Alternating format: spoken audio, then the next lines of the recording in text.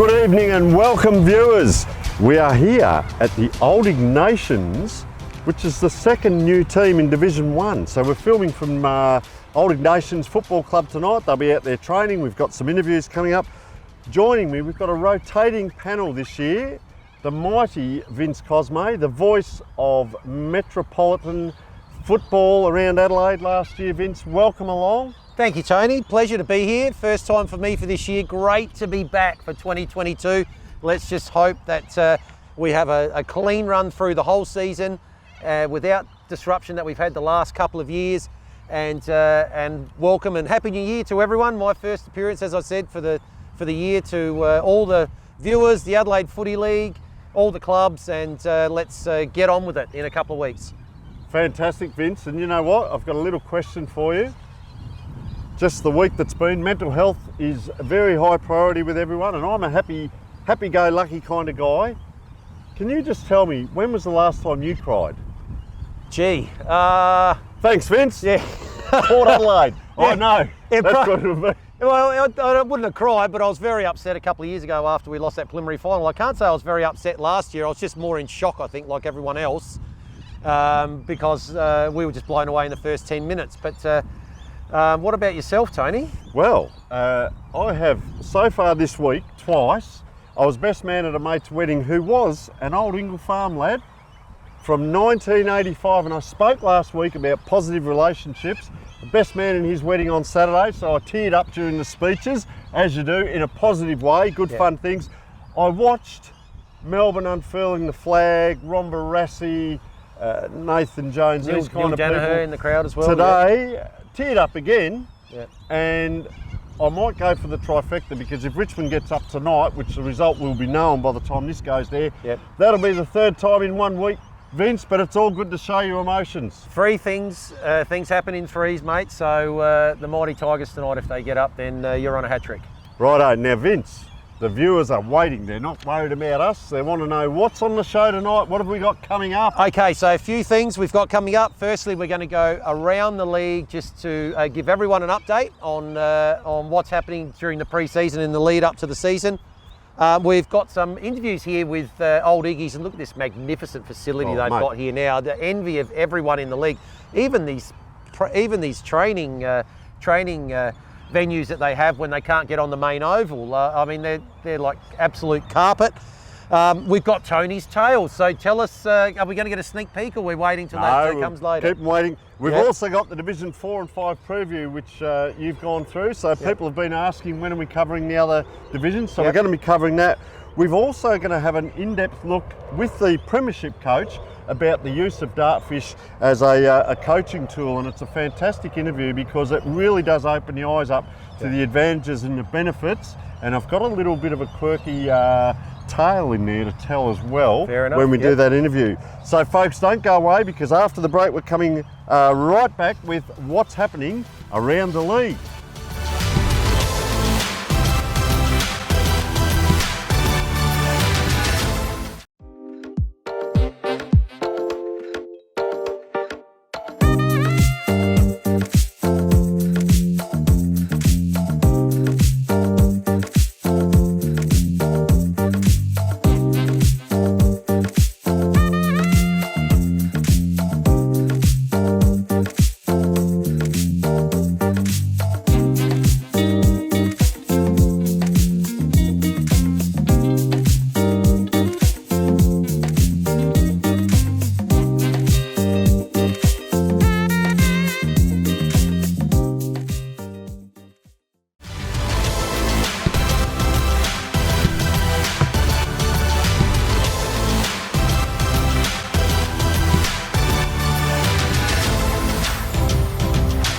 And welcome back, and thank you so much to the Moseley Bar and Grill, because they do give us a food and beverage voucher for the best on ground in the live stream, and it's the third year that they've been supporting us. So a fantastic place to get down, have yourself a meal and a drink, and get around it. Anyway, it's time for Around the League. Vince, what have we got first up, sir? Okay, so just a few things. Obviously, Kirchner puts out an excellent information email every Thursday. So just a few things that he said that have popped up as reminders for the league going forward. Interesting how things pop down from the AFL and their mandate to stamp out a lot of chit-chat back to umpires, etc., has immediately had its effect coming down to the local level here around the Adelaide Footy League about vilification of any form. Umpire abuse will not be tolerated. Obviously, a reminder about any suspensions with regards to striking, and then also an emphasis on spectator behaviour. I know there's been a crackdown on that in the last couple of years, and the BRS, the behavioural rating system that the league uses to actually rate their clubs on how well they're performing on and off the field with regards to their general demeanour and behaviour. All right, thanks for that, Vince. One club. So this is an interesting one. They would like the clubs to act as one club. The league will not recognise multifaceted conversations from one club. In short, you have a delegate, please use the delegate as the contact to the league. If there are any communications coming in from an official or a coach, it must include the nominated club delegate. The key to a seamless season as possible is going to be communication both ways. Yep. So the other thing is obviously they have had the mandate on the water bottles not being allowed out on the ground. That is going to continue for the moment. So apart from the quarter, half-time and three-quarter time breaks, there'll be no shared water bottles. Obviously players are told to make sure they have their own water bottle, individual bottle, to obviously assist in stopping any spread. What about the forwards and backs though, Vince? They're getting a bit looked after. Wait for this point. If they have clearly marked bottles, they're allowed to have those behind the goals for the forwards and the backs, who really, as a former backman, we don't do much down there. It's the midfielders that do all the running, and they're going to have to get off the ground to get a drink. I'd be bringing my own crate to the game. I'd have one down behind the goals. If I ran down the ground and kicked the goal as the full back, that wouldn't happen. But if I did, I'd need another water bottle. One for quarter time, one for half time, one for three-quarter time. Well, I'm just worried that there might be some eskies behind the goals at either end of the ground, and they might not be totally filled with water either. But we'll wait and see how that one pans out. In all reality, it is a good rule, and I did notice it stopped a lot of the water boys and girls clogging up the field as well. Yep. Not to say that they've been used in positions to look like they're standing, filling up a hole, Vince. That would never happen. Anyway, we continue on. Now, the Lion. One of Adelaide Footy League's major partners, Lion, are giving your club the chance to win $2,000 towards your 2023 affiliation fees.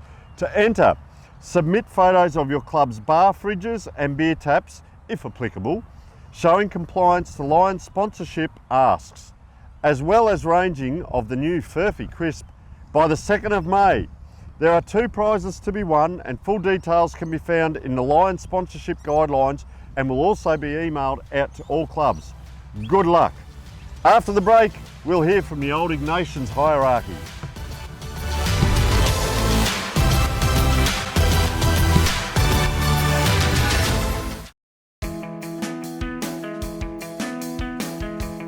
The Simon Black Academy is a 3-pillared program that combines both education and Australian rules football. Available in 4 states throughout Australia, the program covers 3 key areas. The first is an education component through the Torrens University. The second is the development of the participants' AFL skills, helping the player to become the best player they can possibly be. And the third is a leadership and growth program. The Academy is a perfect opportunity for participants who like football. They get exposed to AFL coaches and mentoring opportunities as they do their university degree. The first 12 months allows participants to complete a diploma in Sports Management Elite, and if the students elect to stay on for a further 2 years, they can complete a Bachelor's in Business Management with a sports focus. Based down at Norwood Oval and the Arc at Campbelltown, it is a fantastic program for anyone interested in sports management who loves football and wants to extend their education with a Torrens University degree. Feel free to check out the website simonblack.com.au.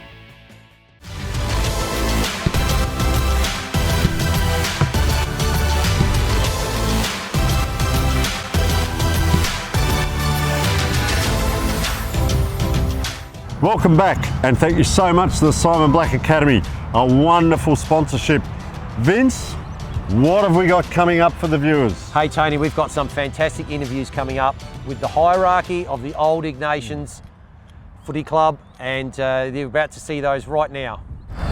Welcome back, folks. Here, fantastic facility we're here, and I've got the pleasure of being joined here by Jared Centenera, who's one of the leadership team here at Old Iggies. Jared, thanks so much for joining us. Cheers, thanks for having me. Hey, Division 1, so exciting for you guys. How's the pre-season been? Have you found that everyone has really stepped up? They're doing PBs in some of their running. The enthusiasm on the track is higher than it has been, I suppose, coming off a premiership. You're going to find that anyway, but coming off a premiership and going into Division 1 must be very, very exciting for you guys. Yeah, look, we've always sort of prided ourselves on our training and attendance, and we've banked on being a fit side. That's one of been our cornerstones over the last couple of years. But must admit, when we got that promotion up to Div 1, it has turned up a notch. We've had way more numbers up from way earlier in December. So yeah, it's been really good to see. Guys are looking real fit at the moment, fittest I've seen them in my time at the club. So and we'll need to be. So yeah, really good pre-season so far. Yeah, that's you'd expect that to be the case. Obviously, you've got the 4 men's teams and the 2 women's teams, so plenty happening there. Tell us about your game plan.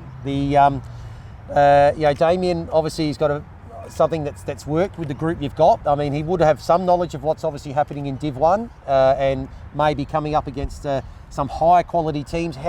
How's that gone through the pre-season? Has he looked to either change a bit on the way you move the ball out of defence or into attack, or how far do you press up and maybe playing against more highly skilled players, not get caught on the rebound if you turn the ball over? Talk to us about any tweaks he's made over the summer. Yeah, look, we haven't played Division 1 footy before as a club, and we're under no illusion that these teams are going to be tough and there are going to be some big boys out there.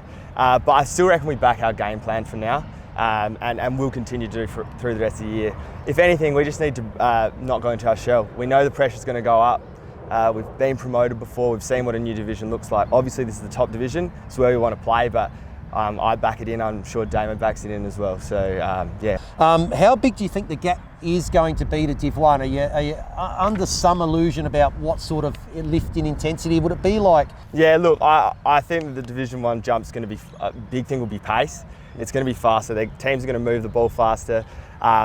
Obviously, there's some great players playing around in Division 1. You got your train growths for PAC, etc. So there's going to be a jump up in the individual as well. But we're a young group, so I think we just got to get there between the ears to start off with, and expect that difficulty to increase. And I mean, as you said, we've played some Division 1 teams in trial games before, and yeah, they're always solid outfits. But yeah, I think that we can hang with them.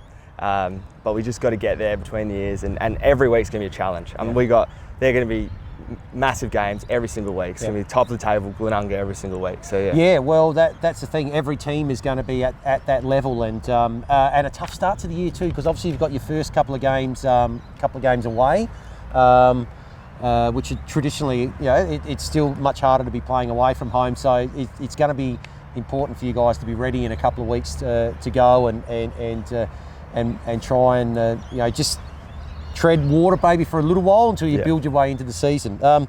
So obviously Div 1, the standard rises, the players overall are better.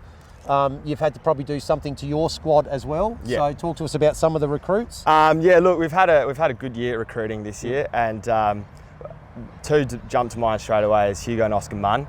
They've come through Unley. They've played a bit of foot at Unley and Sturt as well. They're both big boys, and that's probably something we've been lacking a little bit, size on our side. We're real young, real fast, fit, but we've needed some tall timber. So it's been real exciting to see them out at training, and they just look primed and ready to go. And then the other massive one for us is Christian Rookie. So he was obviously at Paynham last year and Nord before that, but he's also an old boy. So we all went to school with him at St Ignatius. So it's been real good to see him come back to the club, and that's to your point about Division 1. He comes with a wealth of Division 1 experience and higher, and he can impart that onto the group. And he's been really imparting that onto the group. Quick one just to finish, because I know you've got to get back to training, otherwise Bootsy will get a little bit aggravated. But how, the pre-season, how's it gone? Have you had too many guys with a little bit of interruption, or you've had a pretty well clean bill of health? Yeah, look, COVID's had its challenges, but I think the great thing about our club is we do have so many teams and we do have a lot of depth, so we've been able to keep training at a standard. Yep. And that's just been a massive thing for us, and probably was as well last year and the short year, the year before. So whilst there's been interruptions, no different to any other club, I think that we've been really well equipped to deal with them.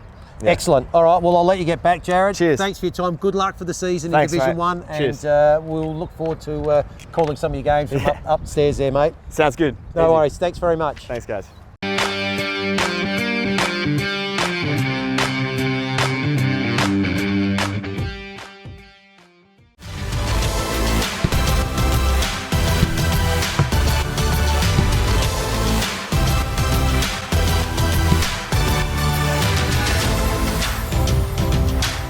Well, they're the new club in Division 1, Old Ignatians, and I'm joined by the Premiership coach, Damian Boots. Welcome, Damian. Thanks, Tony. Good to be here.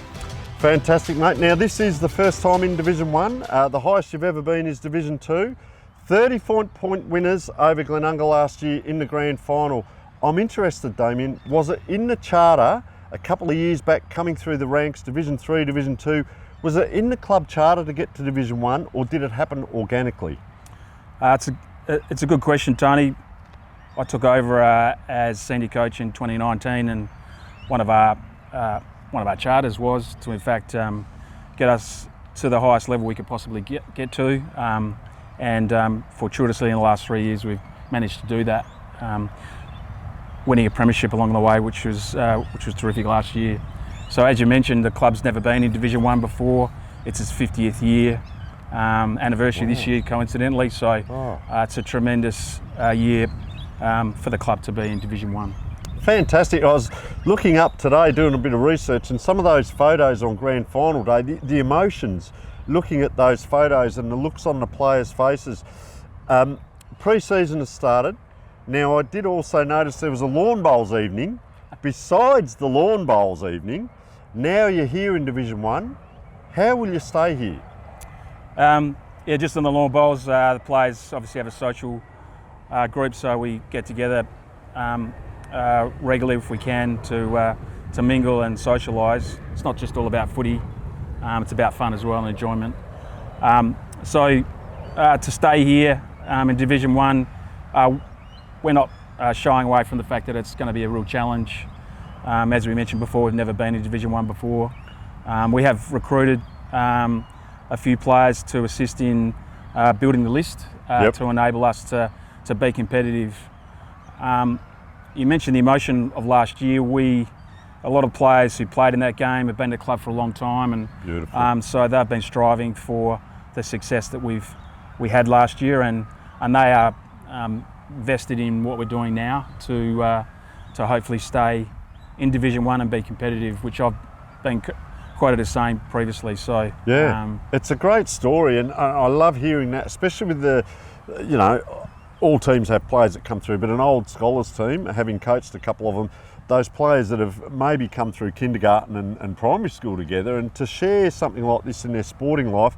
Talking about the recruits, you've lost Cam Ortlip, is that correct? That's correct, yeah.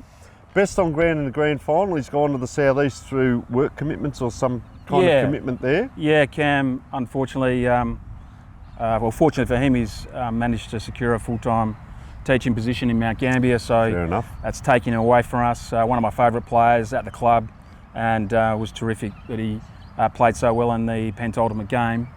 So he's a big out for us for sure. However, on the other side, folks, I was a bit surprised when I read this.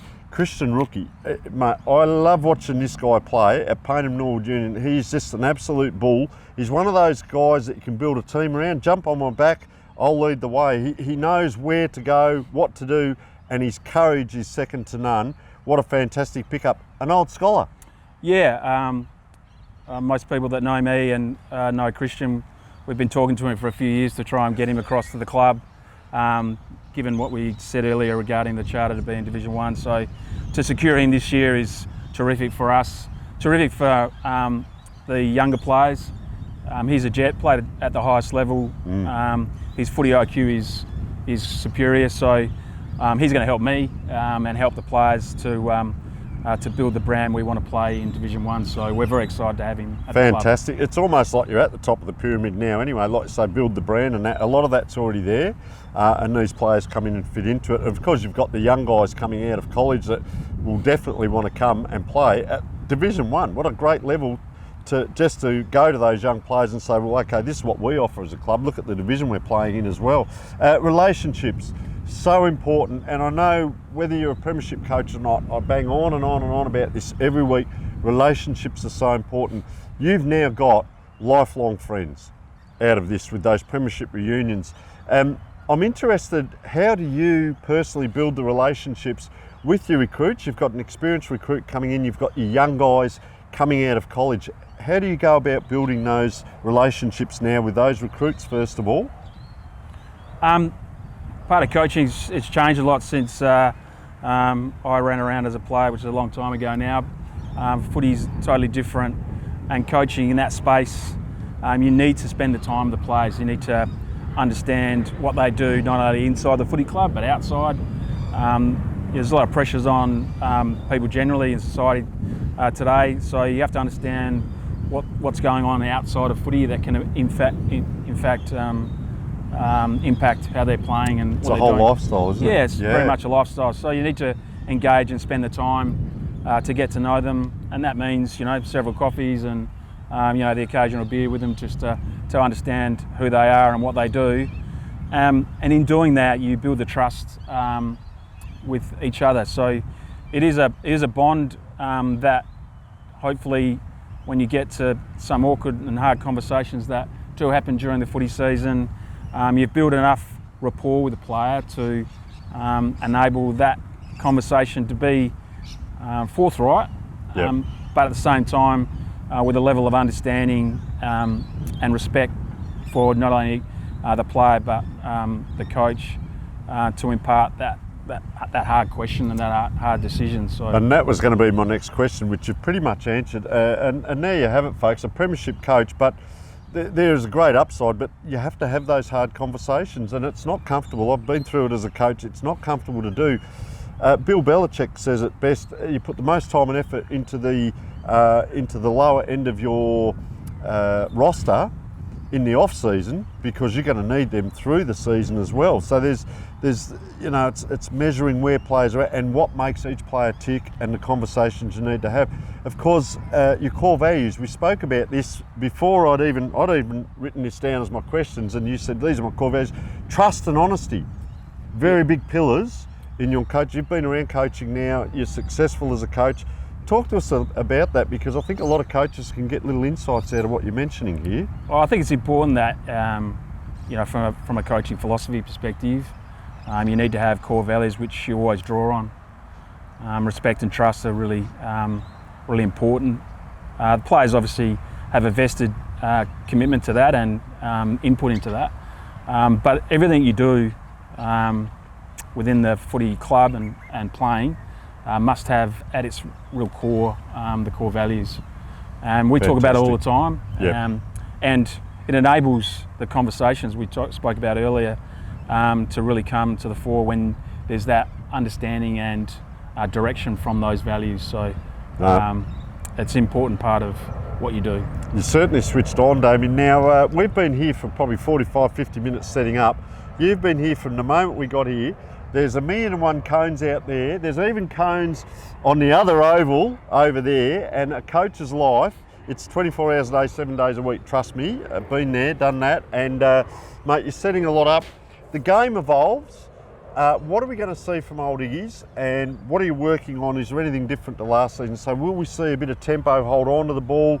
Will we see just get it forward, bang it forward, and let the players crowd and try and get it on? What's the sort of game style we might see without giving too much away? I'd like to think we play an exciting brand of footy.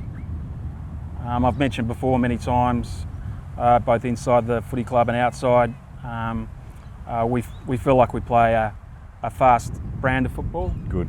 But obviously looking at Division 1, the sides that are certainly in the top sort of 4 or 5, you see how they play. Focus for us this year is very much on our defensive mechanisms and Yep. systems. We probably in 2021 didn't get that as right as I would like during the course of the year, which cost us some games. So to answer your question, we're really focusing on our defensive elements this year because I feel like our offensive work, if we continue to build that with the introduction of players like Christian, we get the defensive part better than 2021. Yeah. Will give us a real opportunity to be competitive, which is what we want to do. Fantastic, Damian. Thanks so much for sharing the insights. Probably went from being one of the top teams last year, being hunted, and the season hasn't set off, so there's 10 teams. We don't know who's going to finish where, but probably more of a hunter, but also setting the standard this year. And mate, I'm going to really watch with interest how you guys go. Of course, our live stream games, we'll be seeing you from time to time throughout the year. Yeah, so always a pleasure. We've had several interviews over the last few years, always been open and honest with us. Old Iggies have always been very welcoming to us.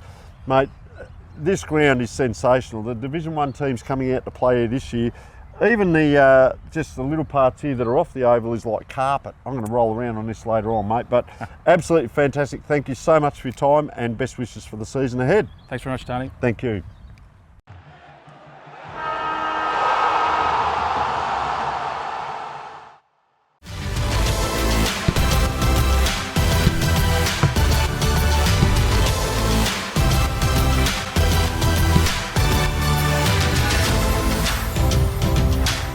Welcome back, one and all. I'm here and have the great pleasure of being joined by the president of the Old Ignatians Footy Club, Paul Kirchner. Paul, thanks for joining us. Pleasure.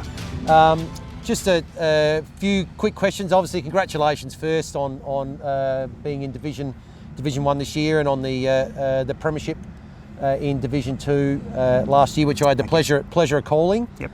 Few things obviously leading into this year. Now, Div 1 side, so from a high level finance revenue perspective, even with cost, does it change as a Div 1 side? Look, not a lot from our point of view. What we've done is we've gone through and done a budget looking at what we need, what we've got.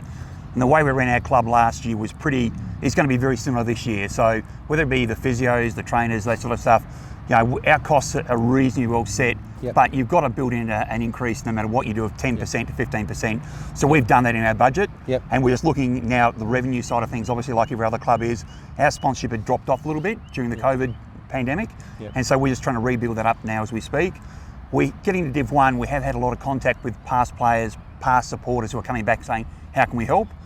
Yeah, we lost money last year, by the way. Yeah. Only just. Yeah. We'll be in front this year, we hope. But it's the cost of everything you do are going up. Yeah. To pay for this facility, it costs more every year. So we need to be smart on the way we run our books. Yeah, absolutely. So good to hear. Obviously, you've got a lot of former old scholars and maybe other former players and people that were involved in the club. Obviously, looking to get back and get involved. Yep. With the excitement of being in Division 1. Is it time to actually start rewarding the people who put the time and effort in and start looking at some financial compensation to the people that put in so much time? Yeah, look, it's a good question, and there's probably a two-edged sword answer. One, I think we've got to bring more volunteers in, which most clubs say continually. We need more volunteers. It's hard to get spread them. the load. Yep. But two, we paid a couple of volunteers last year. Yep. One in particular was here from, particularly at home games, from 8 o'clock to 6 o'clock, Yep. who is what I call my game day operations manager, Yep. so that he'd oversee everything in conjunction with a couple of other people, obviously, but he was our go-to man. So we paid him every day, home game last year. Yep. And we paid another person as well who came in and did some work behind the scenes from about midday onwards. So we're thinking that that's the start, maybe the tip of the iceberg. And you're right, the time involved now, and we've noticed that especially with 6 teams, so we've got 2 women's teams as well, who play out here and play out the back. Yeah. You're running 6 teams, the depth and breadth of work is growing exponentially. Yeah. So yes, I think it's going to happen more and more. Yeah, I think it's something that is going to become an added expense for teams going forward. Recruitment, college, Division 1 drags people to your club. Do found recruitment? Obviously, your college is still the major source. Correct. Look, in the grand final last year, we had 17 college old scholars, 17. Yep. We've also had an affiliation with Aquinas College, the University College up in North Adelaide. Yep. So we had 3 Aquinians play and 2 outsiders. So believe it or not, that's a pretty good trade. Fantastic mix, isn't it? The B grade had 19 old scholars in it, and the B grade won the flag last year as well, as you're aware. Yeah. So we've recruited a couple of extra guys from outside the club this year. So, but I don't think Iggy's has ever been a destination club. So, we have to work hard to find players. Yep. No, I'm not saying any other club's not the same, but we haven't attracted league players like some of the other clubs have. Yep. That's fine. We build from the ground up and we try and make sure we get the most out of our players we've got. And Damian's been very good at that. Yep. So we will get a couple of players possibly out from outside and then build from there. Yeah, excellent. And in the background, obviously, we are next to the hospital, everyone, so you are going to get that every now and then. But like the helicopter hasn't taken off that's yet. Right. In the background, this magnificent facility that we do have, it must be the envy of everyone across the Adelaide Footy League. It'll probably be the envy of a lot of SANFL clubs. Yeah. Obviously managed by the SACA. How's your relationship with the SACA? How do you manage being a secondary tenant, obviously during the football season? Look, we've got a good relationship with SACA, and it's a give and take relationship. There's no doubt about it. So you've got the under-19 females cricket carnival here for the first 2 weeks of the season. Yes. So we're completely out of playing away. I'll play both games away, both those first 2 rounds away. Yep. SACA have been very good. They try and look after us as best they can. They've got their mantra, they've things they've got to do and games they've got to play. So we try and work with them. So if they say you can't train out here, we train out the back. We've got 2.5 ovals here to train on. So Trent Kelly, the groundsman here, is fantastic. He works really hard to help us out as best he can. He's got masters above him, obviously. And then Jamie Carter, who's been our liaison officer here for the last 3 years, has been tremendous. We just got to give and take. So that's what we've tried to do. We must be respectful of what SACA have done here, so that if you look at the grounds, as you said before, it's like carpet. It's absolute magnificent ground, and as you mentioned, it doesn't change during the winter either. No. Look, Trent covered the centre pitch for us when it was bucketing down a couple of times last year to look after the area in general. So look, we work well with SACA. The Adelaide City Council, of course, is the overriding manager of the ground, as is all the parkland. So we work with Adelaide City Council as well. So at this stage, we're here till 2027. The lease was extended 5 years last year. Excellent. But bear in mind, we've been here for about 40 years. We actually trained out the back in the 70s. So we've been in this whole precinct for 40 odd years, maybe more. So people say you're lucky to get here. We've been here in the old Railways Oval. We're out the back on number 1, or number 3, should I say, many years ago. So this precinct is our home, and SACA and Adelaide City Council acknowledge that, and we work with them. And with regards to the facility, has that helped in terms of attracting more people to watch games? And does it help with your revenue stream? Yeah, look, it has without a doubt. Upstairs, you've got a bar and a beautiful view over the ground. So when it's raining, cold, wet, people can get in upstairs. And a good commentary position. Yeah, yes, very good commentary. And look, this whole facility down here is undercover. And when it's a beautiful day, you can sit anywhere on there. SACA acknowledges they need some more shade and a few more chairs around the area. But our revenue's gone up quite markedly on game day revenue, and we're pushing that harder as we speak. Last one, thanks so much for your time. Last one quickly. Damian, obviously premiership coach, fantastic. It is an unwritten law that once you're a premiership coach, you've got a contract for life. I know we were talking about it just before we came on about how hard he works, and you mentioned he'd even been up to Brisbane a couple of times. Yep, yeah. Look, Damian's an exceptional coach. The amount of time he spends, the things he's brought into the club, whether it be the app we use, which is now being used by other clubs, which we got out of an association with Brisbane, just the time he spends in communication with the playing groups, not groups, right across the men's playing in particular, but also some of the women. He's an exceptional coach, but there is probably used by date due to wear and tear, and this is where the support mechanism's got to be around him, and that's where I think, like a lot of other clubs, probably not getting the full gamut of support right the way through, but we're doing the best we can at the moment. But yeah, look, exceptional coach. Yeah, and done a fantastic job. Good luck for the season in Division 1, and thanks you so much for your time. Pleasure. Thanks for your time. Thanks. Thank you very much. Thank you. Fantastic interviews there with the hierarchy of the old Ignatians Football Club, and we'll be right back after the break.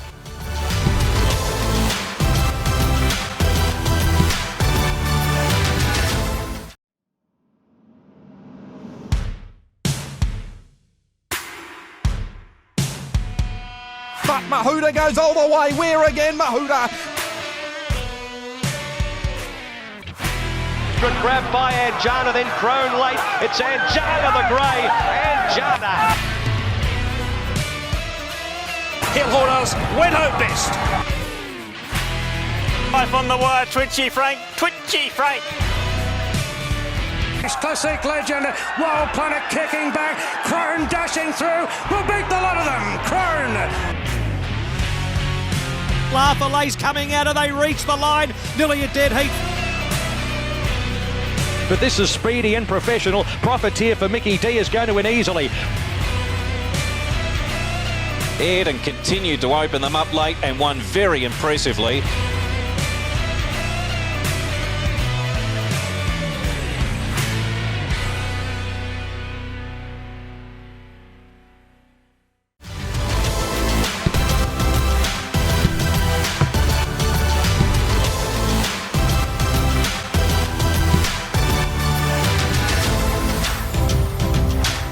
Thanks so much to Roll the Dice Racing.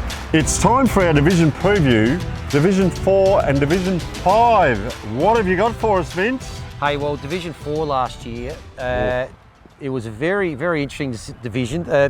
Pembroke minor premiers, but are still in Division 4. And the team that was actually leading the league for the first part of the year, Walkerville, still in Division 4. The two teams that have moved up, Morphettville Park, who defeated Smosh. Now, interesting thing that, you know, about a third of the way through the season, Smosh were actually sitting in 7th spot. And of course, last year we only had a top 4, so they obviously got their act together and have made their way all the way up to Division 3. The teams coming down, Plimpton, Portland, obviously, hopefully they can continue to rebuild after their first season back after a year off in 2020. The two teams coming up, Paraka and Kenilworth from Division 5. We'll talk a bit more about Division 5 in a minute. So based on what we saw last year and the changes to the teams, what do you think is going to happen in Division 4 this year? I think Paraka have almost got a model like Glenunga. They're on a charter to improve. And as I said, Walkerville and Pembroke, they're right up there. Pembroke, I'll tell you what, they've got Evans from Sturt coaching. They've got the Payne of Norwood Union, Jace Bode coach is now playing down there. They've recruited to the nth degree. When you look at their list, they are going to be very hard to beat, Pembroke. And again? Yes. And let me just say, Vince, the season opener in Division 4, everyone should get to this game. Hope Valley versus Pembroke on a Friday night. Okay, Friday night season opener. April the 1st. Friday night game. If we've got weather like this, that will be absolutely chock-a-block. Yep. Righto, Vince, your division, Division 5. Hey, Division 5, Tony, it was an unbelievable division last year. Two teams obviously two teams going up, Paraka and Kenilworth, which we mentioned when we did our talk on Division 4. Both I think will be competitive. The two teams coming down, Jeps Cross and Kilburn, you know, very long-standing, traditional, strong teams in the Adelaide Footy League now see themselves in Division 5. Kilburn obviously rebuilding from the troubles that they had, especially a couple of years ago when they were copping some very heavy losses. And they are doing a fantastic job down there, and hopefully we'll see both those teams get back up. But of course, only 2 can go up. Out of 10. Hey, 10 this year, yes, 10 of course. And what are 3 teams then coming up to obviously make up the 10? Elizabeth St Paul's joined by Blackfriars up in Division 5. Look, we can only hope that we see a similar scenario to what we saw last year, where 7 of the 9 teams with 4 rounds to go could still finish minor premiers. Yeah. And from covering that division in a bit more depth last year, we had teams dropping from 2nd to 6th in 1 week. We had teams that had the bye. The bye was as good as a loss because 3 teams would go above you. Yeah. So, you know, fantastic division, Division 5. Looking forward to seeing that unfold again this year, and good luck to all the teams in Division 5.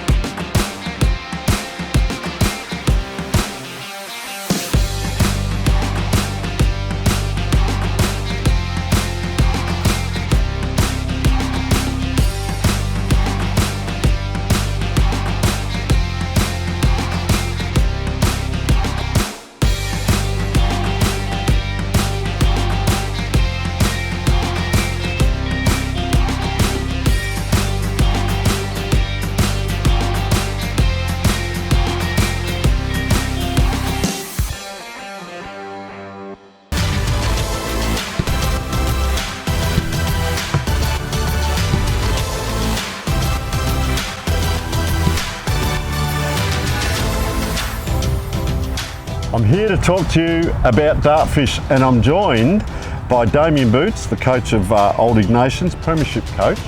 Welcome again, Damian. Thanks, Tony. Good to be here.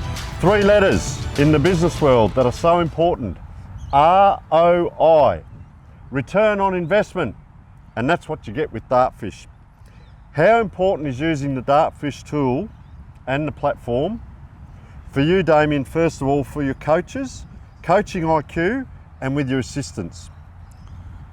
Analysing the game is extremely important.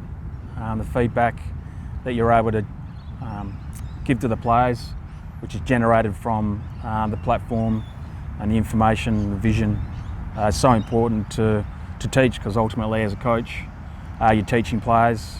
They need to understand elements of the game plan that they're doing well, and then obviously elements that they need to improve on. So using their platform is extremely important. And it allows you to get with the other coaches, pinpoint the things that you want to present, because not everyone understands it on a whiteboard or on notes. You can actually see yourself on vision, and there's the feedback. So the first one was the coaching IQ. The second one is your footy IQ to your team and your players. So what are the players saying back to you after seeing the vision and getting some of that feedback? It's always positive. There's always questions, because not always they absorb it immediately, but yep. From the vision, we can plan our training session around what we need to work on, so the players can then go out and replicate what we want to do well. So their questions obviously are generated from the vision and the analysis we do, which we do as a group. Yep, that'll be a player coming late for training, just by the way, or he might have watched his vision. Now the other one is purpose, just what you've alluded to there. Purpose, why do players come to training? If they know they've got something to work on because they've viewed that vision, what a fantastic tool for them to look at that and go, oh, okay, I need to repeat, or I need to get up to the next contest. Or tell us about some of the stats and some of the vision without giving too much away. If we said the macros, forward entries, backline clearances, execution, what are some of the things you might look at? There's about 1,001 things that you can use with Dartfish. Yeah, there are, and every team and probably every coach has different focus points. We like inside 50s, ground balls, tackle pressure, those sorts of things, which are important to us. So we'll concentrate on some of the statistics that are linked to those elements. All right, so team performance improvement, we're all looking for something to improve the team. How do you present to the players? So do you do it as a team with the vision or the stats? Do you do it one-on-one? And do you use social media or a private way of getting that footage across to a player that may not be able to get to the meeting, or you want to send it on a Monday or something like that? Tell us how you actually use some of the footage. We've got our own platform which we use. So each Tuesday after game day we'll do a collective review with vision as a group. Prior to that vision they'll get feedback from me via that particular platform. So it goes to them individually so they can review it, and then we go through it together. And then throughout the course of the season we'll have one-on-one reviews 3 times a year individually. Fantastic. One-on-one, go through the player review individually and then as a team. So yes. It goes back to building the relationships. You need to have that engagement to coach and teach. So plenty of benefits, certainly recommend it. There's a Premiership coach talking up the values of utilising the Dartfish. The other thing that we've got happening this year, Damian, is we can actually get some behind the goals footage as well, down the ground, as well as the normal footage. So it's expanded again this year and is absolutely sensational through all divisions too. It's available to all divisions, not just Division 1, and we know many of the coaches in the Adelaide Footy League are using it. So one of the best selling points from our end is not to come on here and talk it up from my end, but to hear it from a coach that's actually used it and had success with it. So word of mouth, there we have it, folks.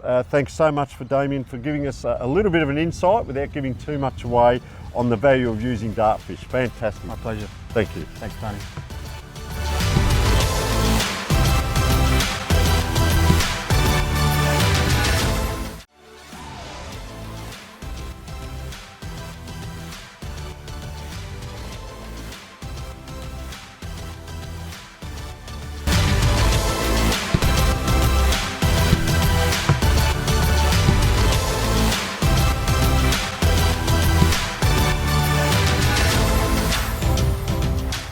Welcome back, folks. We hope you've enjoyed the show. Vince, it's been an absolute pleasure having you on the panel tonight. Very positive, up and about kind of show, wasn't it? All those interviews, club's still training in the background. We've been out here 4 hours, you wouldn't believe it, and they're still going strong.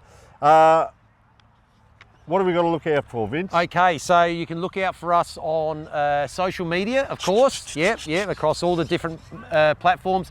Big thanks, obviously, to Old Ignatians Footy Club and the interviews and the personnel they provided had a fantastic contribution to the show, Tony. Our sponsors, Simon Black Academy, fantastic. Roll the Dice Racing, get around it, have a look at that one. Sports Interactive, creating better players, one coach at a time. What else have we got, Vince? Hey, Dartfish, let's not forget all the shows are brought to you by Dartfish, and the stats that they provide and all the analysis they provide is fantastic. Australia's most used coaching tool.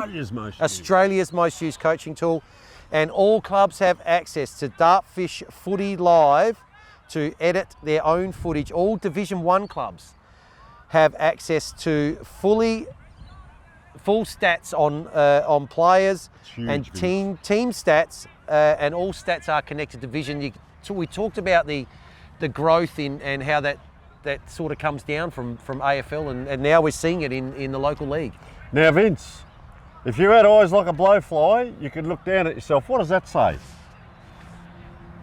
I got to look down. Oh, filming footy, of course. He has got eyes like a blowfly, folks. So filming footy, because they are our live stream and match day filming specialists. Clubs have the option to film earlier games and record behind the goals footage. Keep it down, you lot.